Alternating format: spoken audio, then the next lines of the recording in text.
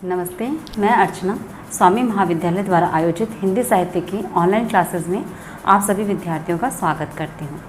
BA प्रथम वर्ष के पाठ्यक्रमानुसार आज की हमारी विषय वस्तु है हिंदी साहित्य के इतिहास लेखन की परंपरा। आइए उसी परंपरा पर हम चिंतन करते हैं।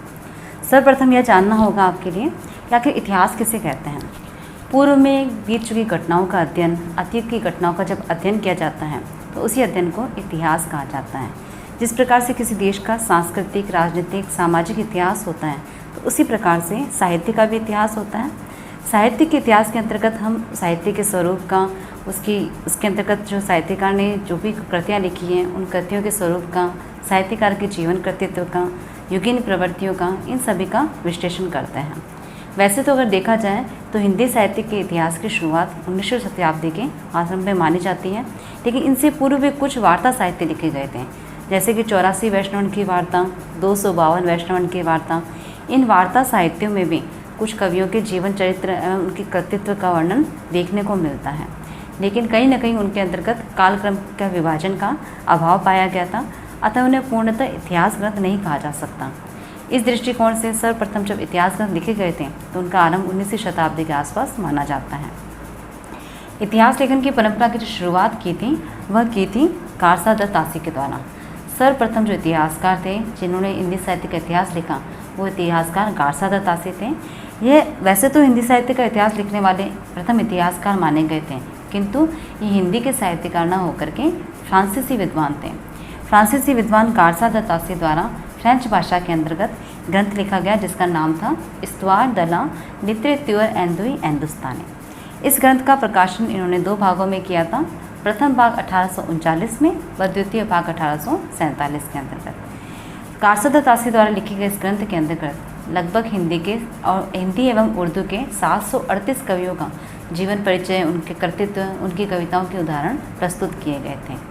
क्योंकि यह साहित्य लेखन की परंपरा में प्रथम प्रयास था, अतः इसमें कुछ अभाव पाए गए थे। इसमें जो कवियों का वर्णन था वह वर्ण क्रमानुसार किया गया था, अर्थात जिसे हम अंग्रेजी में अल्फ़ाबेटिक कहते हैं, हिंदी में उसी को वर्ण क्रमानुसार वर्णन कहा गया। इसमें इन कवियों के परिचय में उनकी काल सीमा का कोई वर्णन नहीं दिया गया। हिंदी साहित्य के इतिहास के काल विभाजन का प्रयास नहीं किया गया, साथ ही युगीन प्रवृत्तियों का विश्लेषण भी नहीं किया गया था। अतः कुछ अभाव होने के बावजूद भी, क्योंकि ये प्रथम ग्रंथ था, अतः इसके प्रयास को सराहनीय कहा जाएगा। कारसा दत्त तासी के बाद जो दूसरा प्रयास किया गया था वह था ठाकुर शिव सिंह सेंगर के द्वारा। हिंदी साहित्य के इतिहास लेखन की परंपरा में जो दूसरे महत्वपूर्ण साहित्यकार थे वे थे ठाकुर शिव सिंह सेंगर। इनके द्वारा सन 1883 ईस्वी में शिव सिंह सरोज नामक एक इतिहास ग्रंथ की रचना की गई थी।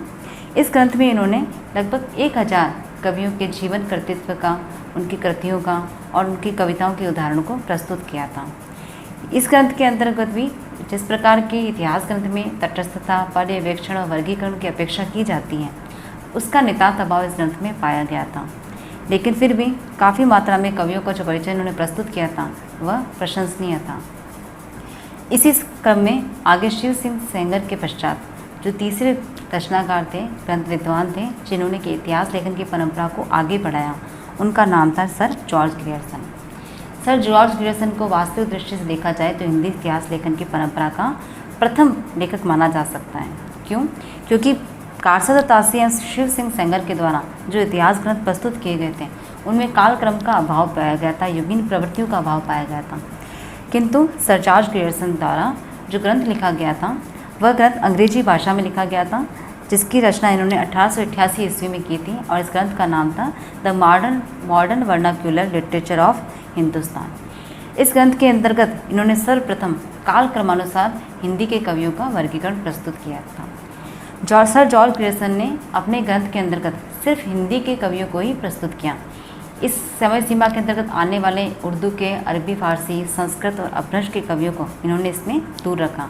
सिर्फ हिंदी के परवर्ती कवियों का ही वर्णन इन्होंने काल क्रमानुसार प्रस्तुत किया था।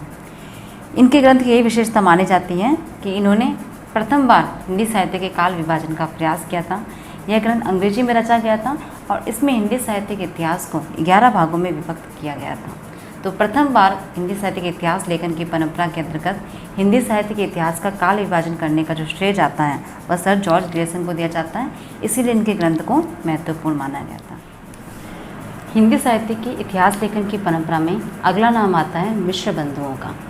जैसा कि नाम से पता चलता है कि मिश्र बंधु, दरअसल इस समय 3 कवि जो थे, पंडित गणेश बिहारी मिश्र, पंडित श्याम बिहारी मिश्र एवं पंडित शुकदेव बिहारी मिश्र, इन तीनों कवियों की जो जोड़ी थी वह मिश्र बंधु के नाम से चर्चित थी। इन मिश्र बंधु के द्वारा जो ग्रंथ लिखा गया था उसका नाम था मिश्र बंधु विनोद। मिश्र बंधुओं ने इतिहास लेखन की परंपरा में मिश्र बंधु विनोद ग्रंथ को प्रस्तुत किया, जिसका प्रकाशन 4 भागों में हुआ था। प्रथम 3 भाग 1913 में एवं चतुर्थ भाग 1934 में प्रकाशित हुआ था। यह हिंदी साहित्य का एक विशाल काय ग्रंथ था।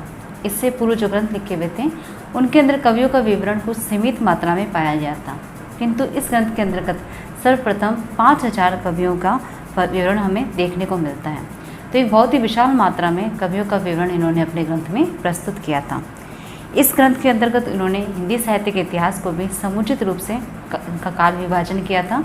हिंदी साहित्य के इतिहास को इन्होंने अपने ग्रंथ में 8 भागों में विभाजित करके प्रस्तुत किया था।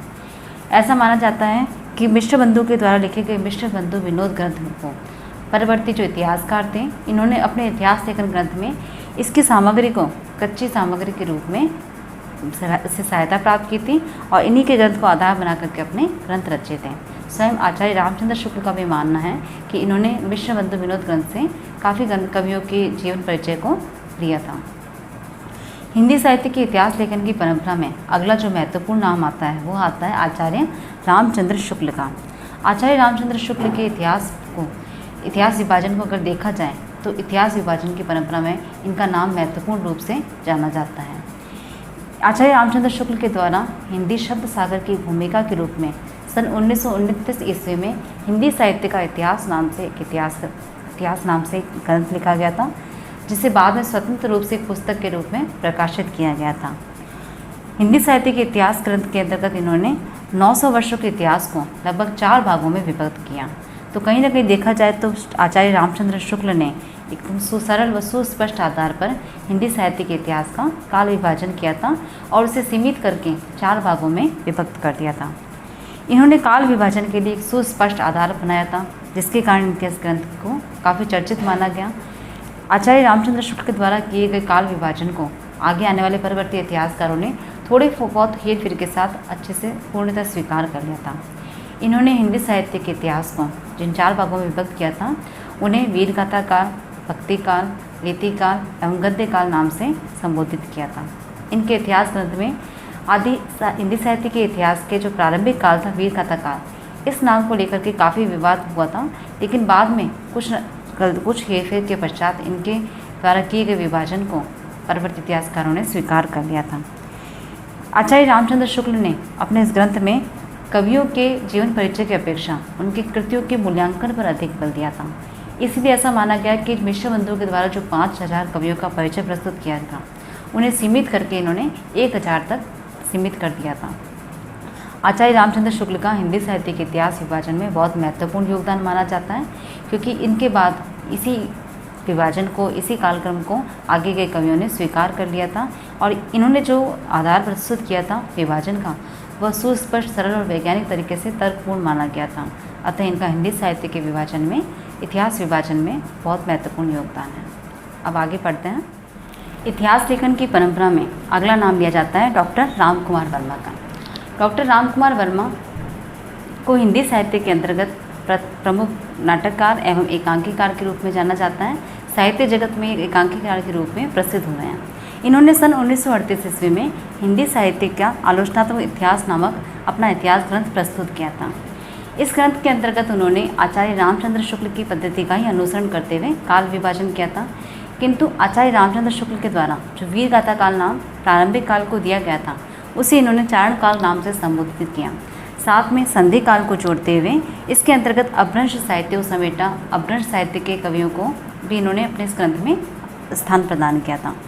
आचार्य डॉक्टर राम कुमार वर्मा के द्वारा जो इतिहास ग्रंथ प्रस्तुत किया गया था, इसके अंतर्गत अगर हम देखें तो इन्होंने सिर्फ आदिकाल एवं भक्ति काल तक का ही वर्णन प्रस्तुत किया, अतः इनके इतिहास ग्रंथ को अधूरा माना गया था। इसके पश्चात अगले क्रम के अंतर्गत आते हैं आचार्य हजारी प्रसाद द्विवेदी। आचार्य हजारी प्रसाद द्विवेदी ने आचार्य रामचंद्र शुक्ल की पद्धति का अनुसरण करते हुए एक इतिहास के क्षेत्र में एक नवीन पद्धति का श्री गणेश किया। इन्होंने अपने वैज्ञानिक दृष्टिकोण को प्रस्तुत करते हुए हिंदी साहित्य के इतिहास से संबंधित 3 ग्रंथों की रचना की, जिनका नाम है हिंदी साहित्य की भूमिका, हिंदी साहित्य का उद्भव और विकास एवं हिंदी साहित्य का आदिकाल। इन्होंने अपने ग्रंथ में आचार्य रामचंद्र शुक्ल की पद्धति का अनुसरण किया और साहित्य के इतिहास को 4 भागों में विभक्त किया तथा इनके द्वारा आचार्य रामचंद्र शुक्ल के द्वारा दिए गए वीरगाथा काल नाम को आदिकाल के नाम से सर्वप्रथम संबोधित किया गया था। अतः इतिहास विभाजन में इनका भी महत्वपूर्ण योगदान माना गया है। अब आगे पढ़ते हैं। अंत में हम देखते हैं कि डॉक्टर गणपति चंद्र गुप्त ने भी अपना इतिहास ग्रंथ प्रस्तुत किया था। डॉक्टर गणपति चंद्र गुप्त का इतिहास लेखन की परंपरा में एक महत्वपूर्ण योगदान है, क्योंकि शुक्ल जी के बाद जिन परवर्ती इतिहासकारों ने शुक्ल जी की पद्धति का अनुसरण किया था, तो वहीं दूसरी तरफ गणपति चंद्र गुप्त के द्वारा शुक्ल जी की परंपरा का खंडन किया गया था। इन्होंने 1965 ईस्वी में हिंदी साहित्य का वैज्ञानिक इतिहास नाम से अपना इतिहास ग्रंथ प्रस्तुत किया था। इस इतिहास ग्रंथ में इन्होंने साहित्य के इतिहास की विकासवादी सिद्धांतों की प्रतिष्ठा की थी। इन्होंने अपने इतिहास ग्रंथ की भूमिका में ये बात कही थी कि विगत 33 से 35 वर्षों के भीतर अगर हम देखें तो हिंदी साहित्य के क्षेत्र में कई प्रकार के अनुसंधान हुए थे। इन अनुसंधानों पर अगर नज़र डालें तो इसके अंतर्गत हिंदी साहित्य से जुड़े हुए कई नए तथ्य प्रकाश में आए थे, जो कि आचार्य रामचंद्र शुक्ल के दिए गए तर्कों के बिल्कुल प्रतिकूल दिखाई दे रहे थे। अतः इस आधार पर इन्होंने शुक्ल जी की मान्यताओं का खंडन करते हुए उनके द्वारा किए गए काल विभाजन को स्वीकार नहीं किया। डॉक्टर गणपति चंद्र गुप्त के द्वारा हिंदी साहित्य के इतिहास को प्रमुखतः 3 कालखंडों में विभाजित किया गया। इन 3 कालखंडों को भी इन्होंने पुनः 3 भागों में विभाजित किया था, जैसे कि प्रारंभिक काल, मध्यकाल एवं आधुनिक काल। इस प्रकार से 3 कालखंडों में इन्होंने हिंदी साहित्य के इतिहास का विभाजन किया। शुक्ल जी के द्वारा जो काल विभाजन प्रस्तुत किया गया था, उनका वास्तव में देखा जाए तो पूरी तरह से उनकी मान्यताओं का इन्होंने खंडन किया और अपनी मान्यताओं को इन्होंने तर्कपूर्ण तरीके से स्थापित करने का कार्य किया था। इसके पश्चात भी जो इतिहास लेखन की परंपरा थी वो आगे बढ़ती जा रही थी। अन्य कई इतिहासकार सामने आए जो कि इतिहास लेखन की परंपरा के अंतर्गत अपने अपने ग्रंथ प्रस्तुत कर पाए थे। इसी में एक काशी के अंतर्गत स्थापित नागरी प्रचारणी सभा थी, जिसके द्वारा हिंदी साहित्य का वृहत इतिहास प्रस्तुत किया गया था। यह वृहत इतिहास 18 खंडों में विभक्त था, जिसके 6ठे खंड रीतिकाल का संपादन डॉक्टर नगेंद्र ने इस कार्यभार को संभाला था। तो इस प्रकार अगर आज हम देखें तो हिंदी साहित्य के इतिहास की जो परंपरा थी वो दिन प्रतिदिन आगे बढ़ती जा रही थी। वर्तमान में भी हम ये आशा करते हैं कि हिंदी साहित्य के इतिहास से संबंधित कुछ नए तथ्य अभी भी सामने आ सकते हैं, नित्य नए प्रश्न हमारे समक्ष उपस्थित हो सकते हैं। तो इस प्रकार आपका जो आज का विषय था इतिहास लेखन की परंपरा, वो आपके सामने प्रस्तुत किया गया था। आशा करती हूँ आप इसे पूर्णतः समझ गए होंगे। धन्यवाद।